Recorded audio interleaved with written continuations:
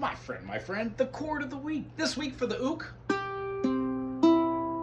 going to be playing a C dominant, which means we're going to be influencing our already awesome C, E, G, which is a C major, located on this ukulele, is just playing an open chord. In fact, when you play an open chord, it's called a C6, or it's called an A minor 7.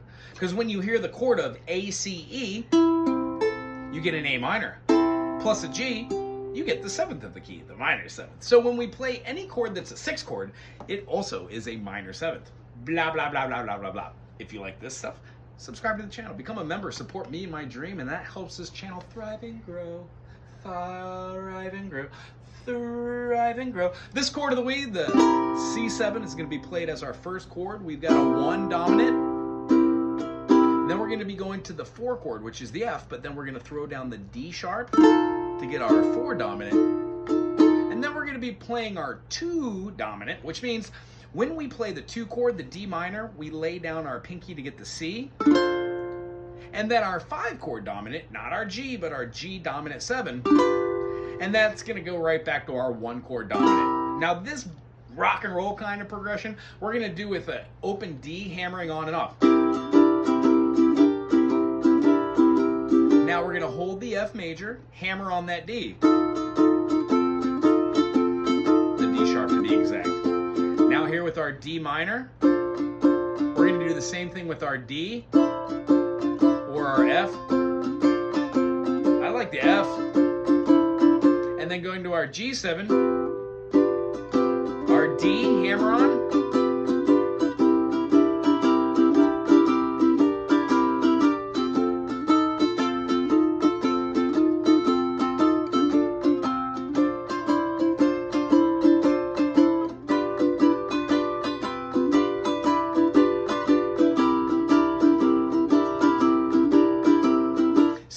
Keep going and around. It's interesting when you play a progression that has all dominant chords. It kind of feels like a hat on a hat on a hat on a hat. And if you don't know what that expression means, is it's redundancy. Whenever you hear something or you hear a phrase where somebody's like double uses an expression or double uses a word to explain the same thing, like quiet hush. Like a quiet hush. A hush is a form of quiet. It's redundancy. You don't need 2 words to explain the same thing, you dummy. All right, so when we're doing something like a C dominant 7, the C7 feels like the E diminished, which wants to go to F. Well, F, when we played as an F dominant, feels like it wants to go to the B flat, but we didn't go to the B flat, now did we? We went to the D minor. The B flat is a half step lower than the relative common chord of D minor. So what happens is it fools the ear. Music tomfoolery, if you will. These little bitty sections on how to play the chord of the week should influence you to play different chords in different genres. So if you are digging this genre, let's try and play it like...